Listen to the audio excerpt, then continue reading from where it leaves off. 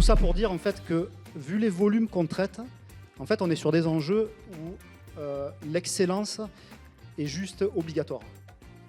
Donc Accelerate, c'est comment en fait on est passé d'une livraison par semaine en 2020 avec des frozen zones sur les événements commerciaux comme les soldes et le Black Friday. Le Black Friday, de mémoire, on était quasiment à un mois de frozen zone, plus rien ne livrait, on ne livrait plus rien avant le BF, l'événement était tellement critique qu'en fait on ne s'autorisait plus à livrer. Et sur un site avec 96% de dispo. À aujourd'hui, où on livre toutes les 3 minutes, on a des équipes qui sont autonomes sur leurs assets, on n'a plus de frozen zone, on livre jusqu'à la veille des événements commerciaux, il y a les soldes qui vont démarrer là dans peu de temps, et on continue à livrer. Et globalement, notre taux de dispo a largement augmenté sur le site, puisqu'il est à plus de 99%, et le taux de dispo de nos API sur nos solutions SaaS est à plus de 99%. La première chose qu'on fait, on installe la mesure. Donc globalement, en 2 trimestres, dans le cadre de défis, donc juste un petit mot, les défis qu'on utilise, c'est des initiatives gamifiées qu'on donne dans les équipes pendant une durée de 3 mois. Généralement, c'est des défis trimestriels et où on demande aux équipes de traiter un sujet de fond. Donc ça peut être du désengagement de legacy, ça peut être il y a plusieurs pratiques qu'on peut installer à travers ces défis. Et là, ce qu'on leur demande en T3 2020, c'est d'installer les mesures. Ça va durer finalement 6 mois donc pour installer et industrialiser les mesures. Et donc ce qu'on fait pendant ce temps-là, c'est qu'on met en place un data lake, on stocke les données, des commits, des rollbacks, des livraisons, on normalise les procédures, on met en place des process et on s'outille. Et à la fin, ce qu'on a, c'est nos 4 indicateurs qui sont industrialisés et qui sortent. Donc on a vu... je n'ai pas la démo, mais c'est un peu le même système. On a des Power BI qui nous permettent à la maille équipe, voire à la maille asset, parce que le point de départ, c'est quand même l'asset technique. On a donc de l'asset jusqu'à le niveau direction, jusqu'au niveau DSI. On peut remonter dans le Power BI. L'ensemble des indicateurs Accelerate qui sont automatisés. Donc, qu'est-ce qu'on fait? On crée ce qu'on appelle un véhicule de transformation avec une direction qui gère la transfo des équipes, qui s'appelle Go-to-Product. Et Go-to-Product va porter en fait tout le chantier de transfo autour de l'acquisition des capacités Accelerate. Et enfin, et pour moi c'est un point fondamental, on le verra après, c'est qu'il faut que la stratégie de déploiement en fait elle soit portée par les équipes. D'habitude quand on est sur un programme de transformation, on est dans une dynamique finalement où on pousse les équipes vers le changement. Là, on est persuadé qu'en fait, il faut que ce soit les équipes qui s'emparent du changement, que ce soit les équipes qui soient maîtres de leur propre transformation. Parce qu'à l'échelle de plus d'une centaine d'équipes, en fait, pour accompagner tout ça, il faut que les équipes décident elles-mêmes de comment elles veulent y arriver. Donc là, c'est un recul sur 2 ans, et on a pris l'ensemble des équipes qui ont validé plus de 80% des capacités. Dans la DSI, il n'y en a pas beaucoup. Je pense qu'on doit être peut-être à 10-12 équipes. Mais ce qu'on a essayé de faire, c'est de voir à quel moment, en fait, ça devenait... Il y avait une sorte d'inflexion. C'est-à-dire qu'à quel moment, et par rapport au nombre de capacités validées, les équipes commençaient à progresser. La limite, c'est aux alentours de 80%. Et ce qu'on peut voir, donc là, on est vraiment sur une moyenne de l'ensemble des équipes. Globalement, les courbes vont dans le bon sens. C'est-à-dire que deployment frequency... il y a une amélioration qui suit la courbe d'acquisition des capacités. Le CFR, globalement, est plutôt stable, mais quand même dans une tendance à la baisse. Le MTTR est clairement en progression, il est clairement en progression au fur et à mesure que les capacités sont acquises. Et enfin, le LTC, de la même manière, baisse au fur et à mesure que les équipes acquièrent les capacités. Donc là, on n'est pas sur une équipe en particulier. On est sur l'ensemble des équipes qui ont validé 80% de leurs capacités. Et on ne veut pas redémontrer Accelerate, en fait. Mais on voulait aussi se rassurer sur le fait qu'avec une acquisition de capacité, on va plus vite. Et là, on a cette data qui nous permet de le dire. Par contre, le message important, c'est que le modèle par capacité, en fait les 2 points, modèle par capacité et le fait que les équipes s'en emparent, en fait ça garantit le passage à l'échelle. C'est-à-dire que quand on est sur une DSI à plus de 100 équipes, l'enjeu il est là. C'est d'arriver à transformer l'intégralité de la DSI.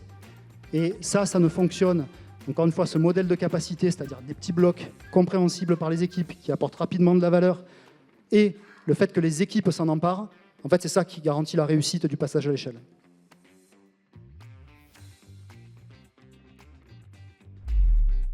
Ça a continué avec un programme très orienté sur la qualité de service, avec la gestion de l'obsolescence, la qualité de service, le SRI, enfin la fiabilité des solutions. Et en parallèle, on a mis en place aussi un programme de transformation sur la valeur créée et sur la user experience. Donc derrière, ça veut dire l'approche produit, ça veut dire le lean agile qu'on continue à pousser, ça veut dire l'UX, bien sûr, des équipes UX qui ont commencé à croître et à vraiment se développer à ce moment-là. Et vous voyez que derrière ça, on a mis en place des pratiques qui, toutes ensemble, constituent des très bons leviers d'amélioration qui, si on les met ensemble, constituent en fait des leviers d'accélération qui rentrent complètement dans Accelerate. Donc il fallait maintenant mettre en place Accelerate. Mettre en place Accelerate, ça voulait dire mettre en place un certain nombre d'outils, de concaténation d'informations pour vraiment développer le programme Accelerate. Comment la mise en œuvre? D'abord, quel était notre objectif? Notre objectif est évidemment le progrès continu, fluide si possible, et l'appropriation de la démarche Accelerate. Ça veut dire qu'on a mis en place, on a utilisé les hommes en place, on a développé des communautés de pratique et on a mis en place des outils. Donc les outils, on a deux types d'outils, un outil pour les capabilities. Donc cet outil, le premier outil, c'est un outil d'évaluation du niveau de maturité sur les capabilities. Un deuxième outil qui est un outil de progrès continu qui va permettre de lier les métriques, les capabilities et les pratiques.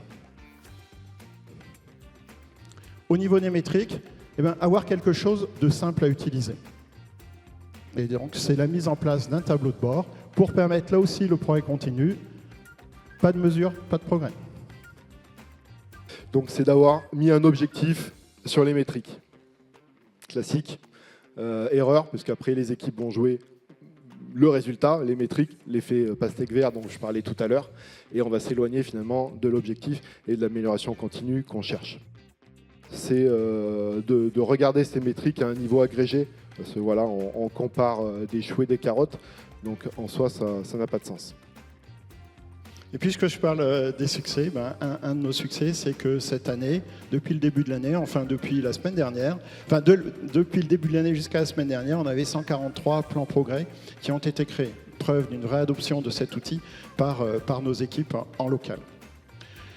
L'autre point de progrès qui est intéressant, c'est que la mise en place du programme Accelerate a montré entre 2022 et 2023 une amélioration globale de nos résultats sur les 4 métriques Accelerate de 10%.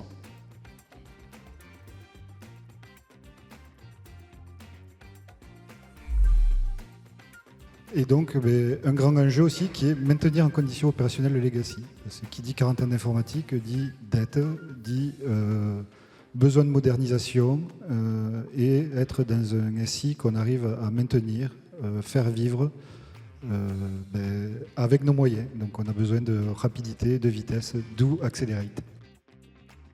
Ce qui est intéressant par rapport à ces capabilities, c'est surtout la démarche dont on pose les questions, la manière dont on se pose les questions. C'est-à-dire que quand on fait un audit ou une session d'échange avec une équipe, puisque nous on l'a fait, quand on va le présenter derrière, plutôt par équipe, on a interviewé X équipes, on va leur poser des questions sur chacun de ces axes-là, aux équipiers, et ça va les obliger, puisque c'est des questions relativement opérationnelles sur leur métier, ça va les obliger à réfléchir et à se positionner sur ce qu'ils font eux, vis-à-vis de le cadre, le standard, l'état de l'art qu'on va retrouver à travers ces capabilities. Et rien que ça, déjà, c'est super important et ça enclenche une démarche intellectuelle après à faire fructifier. Nous, on partage ce point de vue-là et on le voit quand on a des équipes qui sont un peu plus en avance dans le cycle, qui vont avoir des délais de livraison plus rapides que les autres. Ça va être corrélé à la satisfaction. Pour nous, c'est la satisfaction soit de nos adhérents, soit du gouvernement, hein, par rapport aux services que l'on peut proposer, puisqu'on n'a pas d'éléments de rentabilité financière stricte. Donc du coup, on s'est dit Accelerate, ouais, ça a du sens. Donc la question c'était comment on va s'y prendre.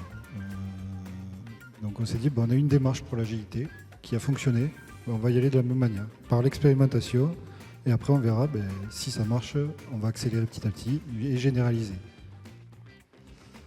Et donc là, on va vous présenter un peu les résultats. Donc un PI et demi. Au début, donc c'est ce que je disais, il fallait 10 jours de charge, un peu plus d'un sprint, le temps de coordonner toutes les équipes pour qualifier une version. Aujourd'hui, on est passé à 3 jours. Donc avec 3 mois d'investissement, aujourd'hui, on a gagné plus de 60% de notre temps de mise à disposition d'une nouvelle version. Là, donc déjà, qui dit test automatisé, dit une fiabilité de nos recettes plus précise, plus exhaustive, plus sécurisée. Donc une meilleure facilité. Ça a amené des bonnes pratiques à l'équipe, c'est-à-dire qu'en fait, on s'est posé la question au bout d'un sprint et demi, stop ou encore. Stop ou encore avec les prestataires, stop ou encore sur la démarche. L'équipe s'est appropriée complètement la démarche et le processus, c'est-à-dire qu'ils ont changé leur modèle de développement, leur culture, et aujourd'hui, dès qu'ils interviennent sur un bout de leur code, premier réflexe, c'est de se poser la question comment on l'intègre là-dedans.